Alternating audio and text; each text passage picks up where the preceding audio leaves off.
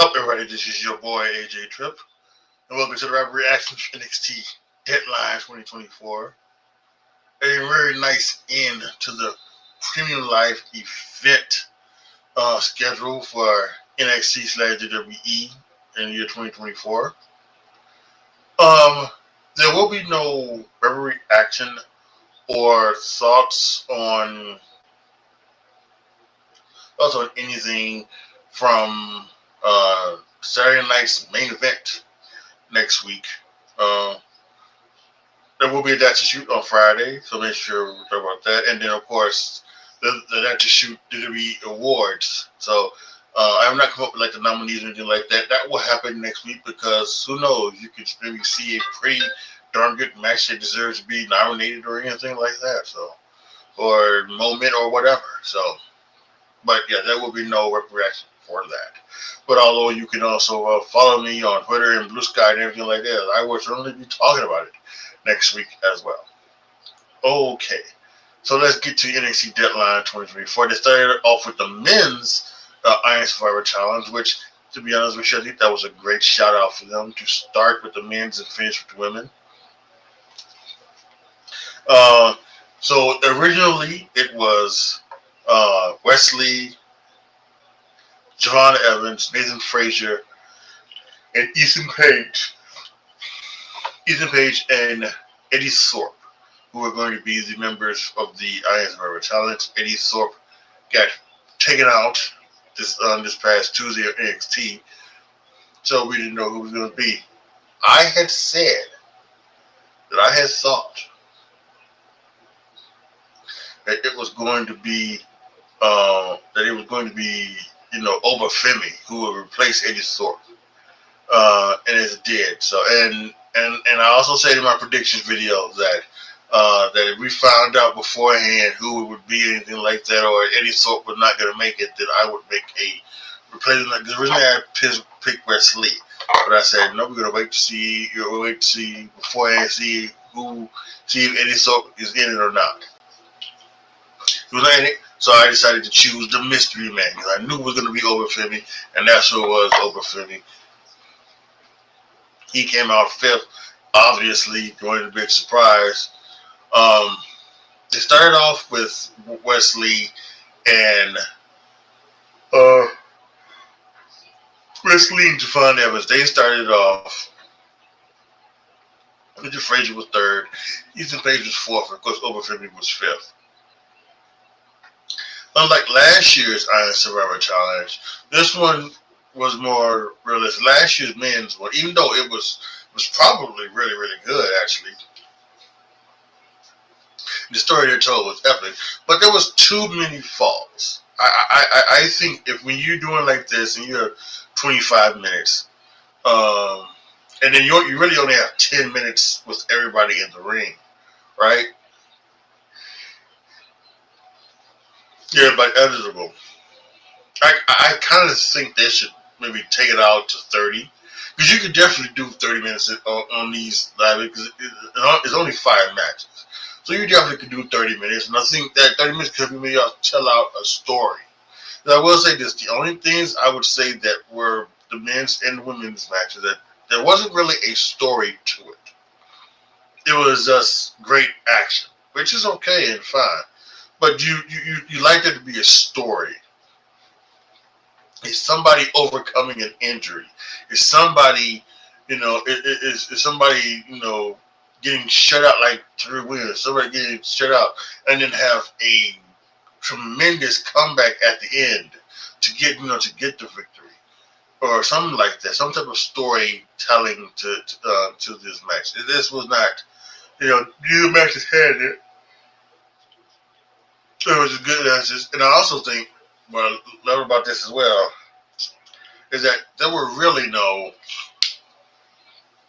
weapons involved, no kendo sticks, no tables. Other than women's put Zarya through the announce table, but that's okay.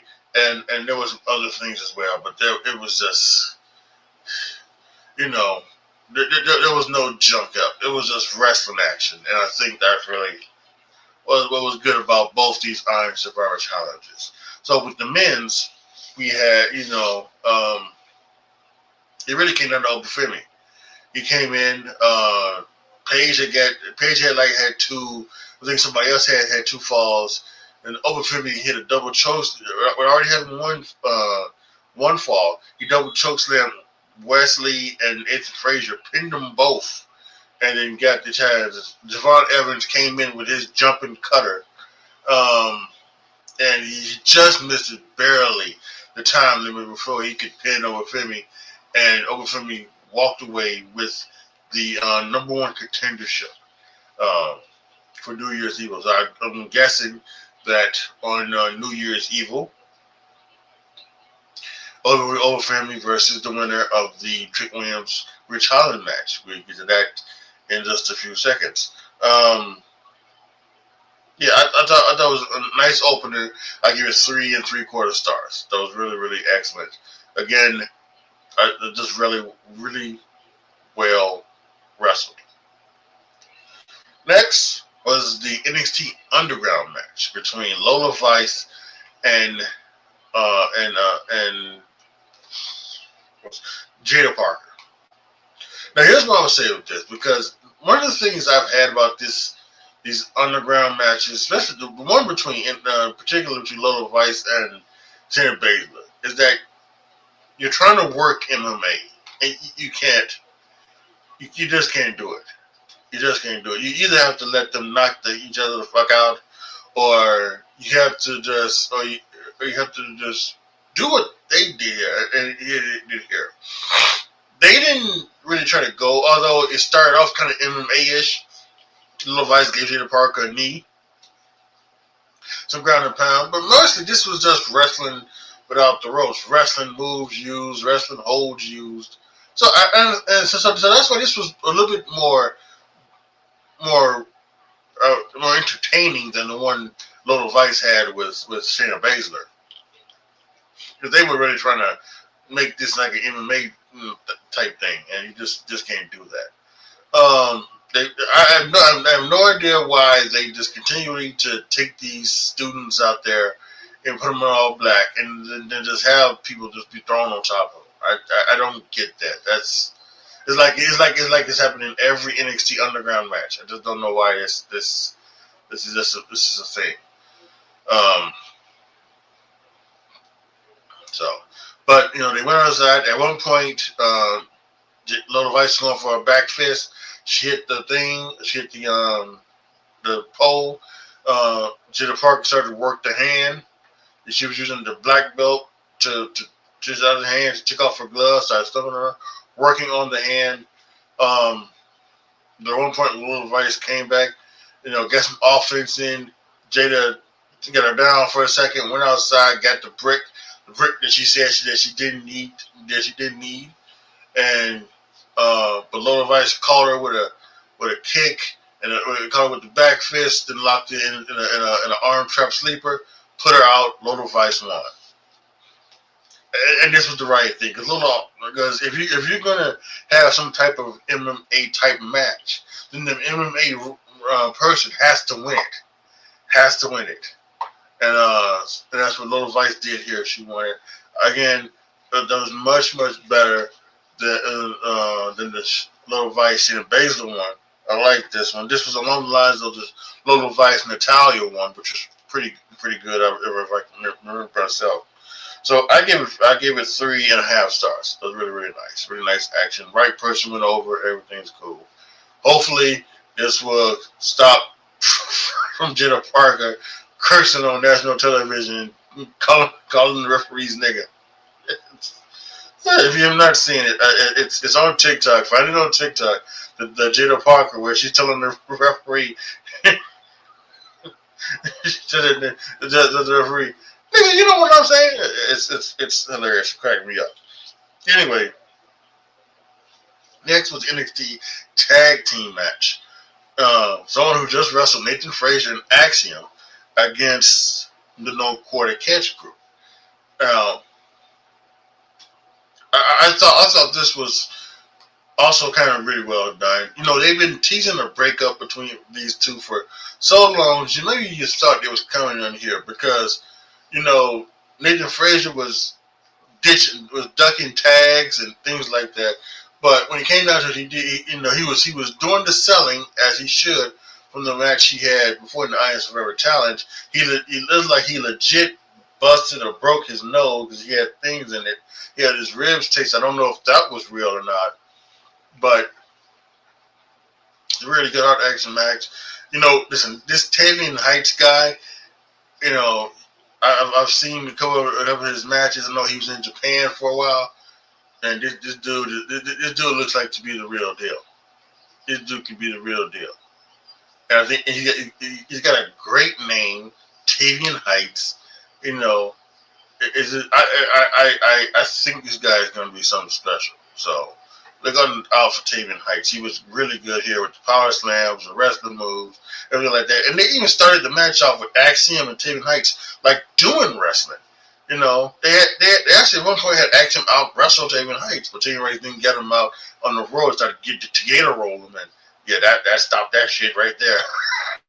So it's a really excellent, fun match. OCM at one point comes out and they're in there and they get flew on top of by Nathan Frazier.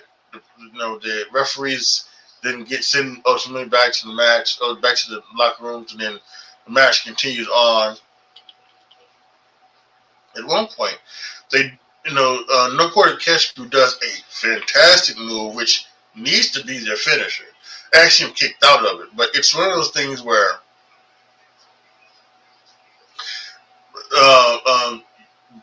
the guy Bourne has him like this in a fireman carries position, and then Tavian came out, underhooked him. Bourne had him like this, so it was almost like a cutter / DDT at the same time. It looked fantastic. That needs to be their finisher, but Axiom kicked out of it, so I guess it can't be. But and then there's some really more good action, and Axiom and Nathan Frazier came out with the win. So I think they won with a small package. So it was really good. I thought it was really fun action. I love the story of Axiom having to do the majority of the heavy lifting because of Nathan Frazier working the prior match just half an hour ago basically. So I loved it. That was great. Those 4 stars, truly awesome. It's almost a thing like where you're kind of waiting for Fraxium to break up, but they're having great matches. So do you really want them to break up? Next was NXT title match between Trick Williams and Rich Holland. This was a fine, well wrestled match. Some nice spots. They worked.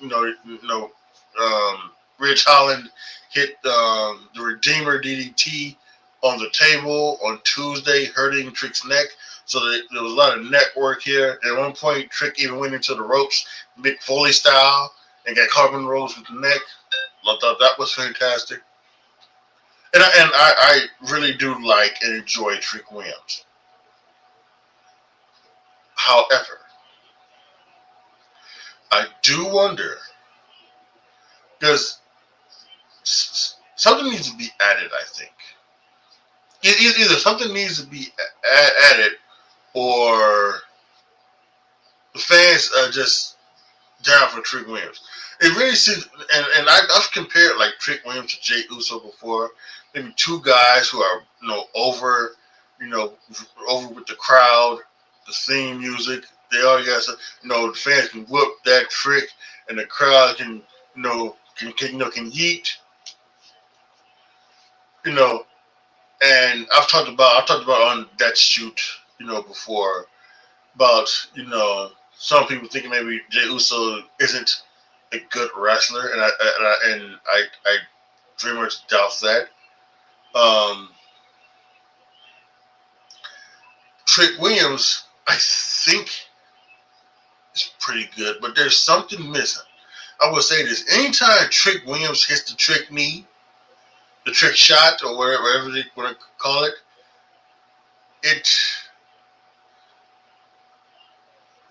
The crowd doesn't pop for it.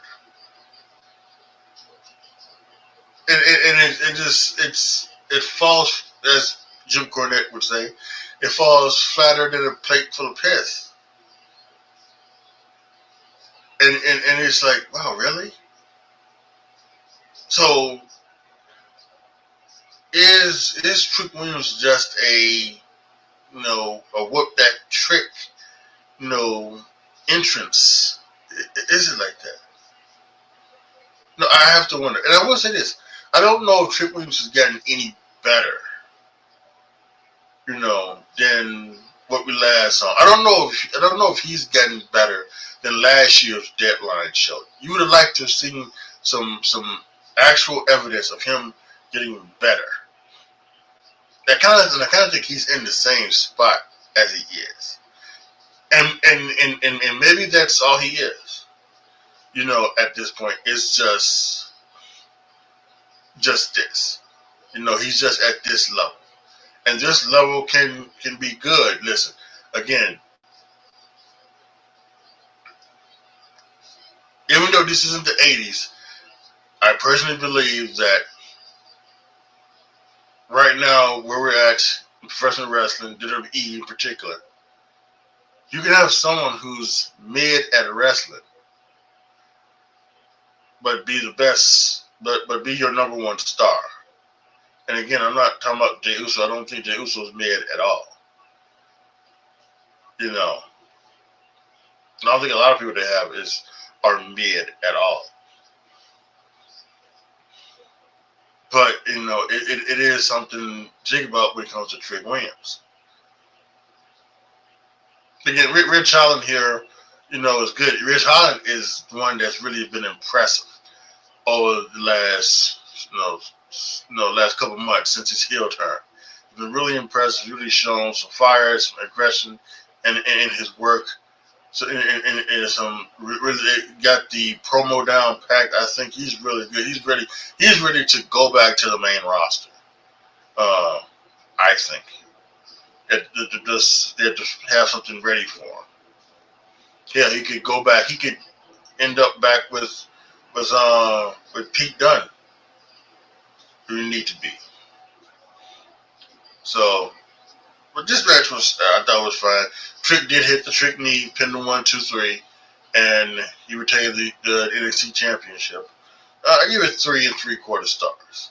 And again, if you're having a 3 3/4 star match, you're not a bad wrestler. But like I said, like he hit the Trick knee, and there was no big reaction or big pop. So, and finally, we had the Women's Iron Survivor Challenge.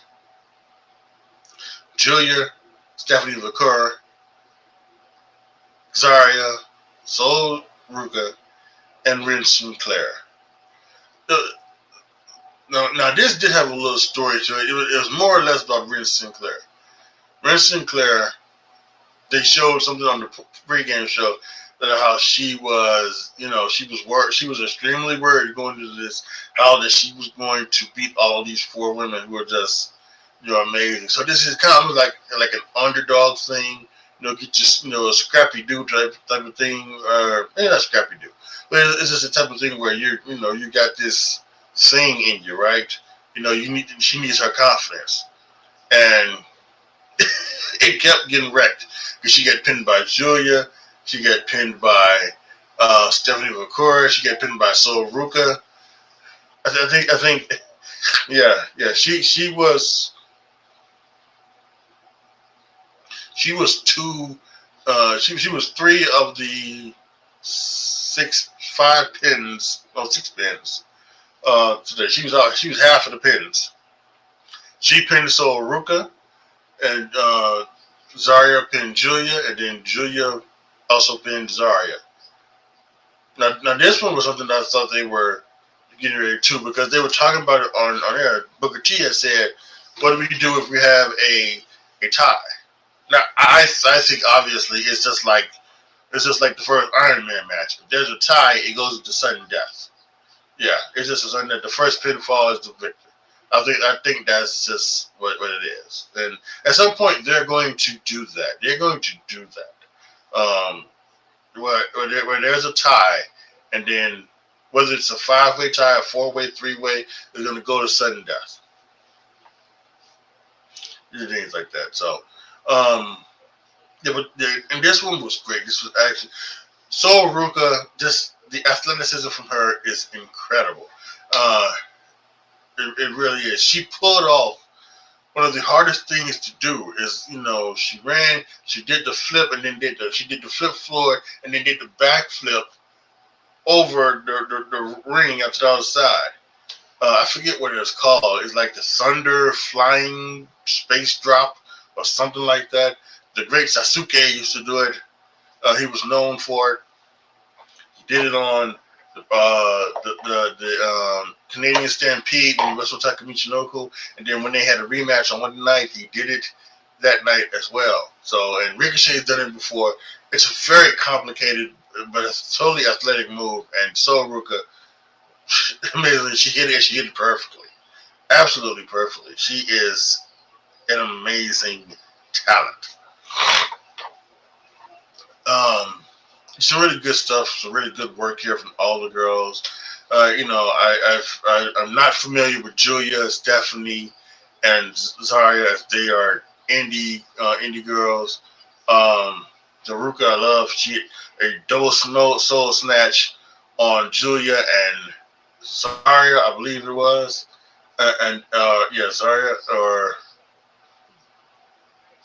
Julia Zarya, and then when Ren Sinclair was in the penalty box for one pinfall, she came in, she got the soul snatcher, Soul Ruka, and then had to go right back in penalty box. That was amazing. Although I would say that she needs to sell it a little bit more. She just get hit with a finishing move.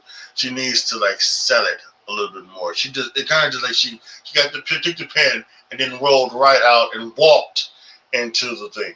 She should have laid there on the apron for about 10 to 20 seconds, gather herself, then get to the thing. That's what I would like to see from that. Some really good stuff. Like we mentioned, Miss Sinclair came in. She got So Ruka pinned. She was trying to to get this. It didn't happen. Stephanie got her, rolled up. Then she kicked out. And Nasara came in, speared, or there's something to both from. She hit Ren with the F5.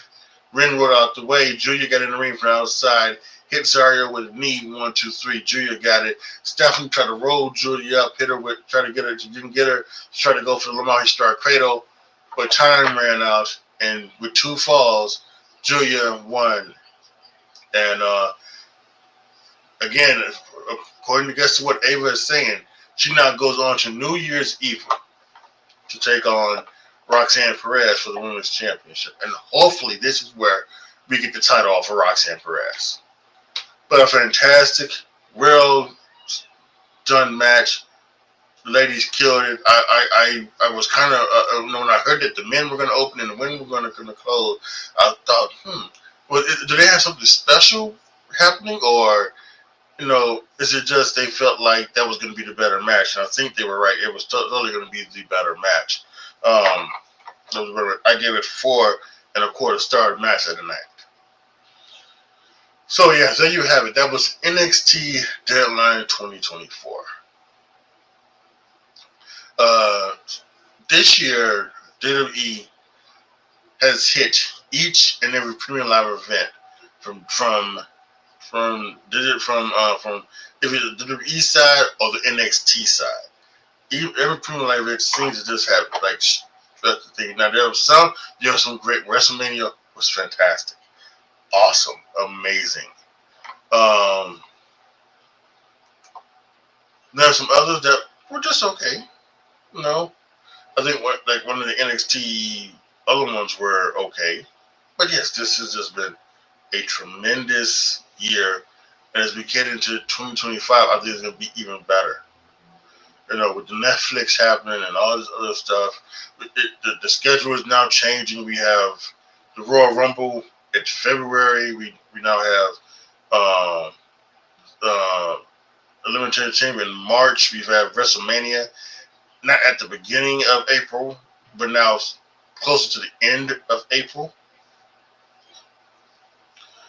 So we got some things going on here that are going to be um, kind of amazing. So can't wait for 2025 year. But we do have one more event, like I mentioned earlier, Saturday night's main event next week. Again, no referee action, but we'll be watching, and we'll be talking about it on the Twix and the Blue Skies and all of those things. So, links on the description box down below if you want to follow me to find out what I want to talk about. So there you have it, guys. NXT Deadline 2024 in the books. That's it for the premium live event schedule for WWE this year. If you're watching this on demand, post your comments down below. Tell me what you guys think. Let me know what you guys thought of NXT Deadline 2024 and what you thought of WWE's premium live event year in general. Let me know down that in the comment section. Like the video, share the video, subscribe to the channel. And as always, thank you guys so much for watching. This is your boy, AJTRIP, signing off. As always, be good to each other, y'all. Be careful out there. And I am out.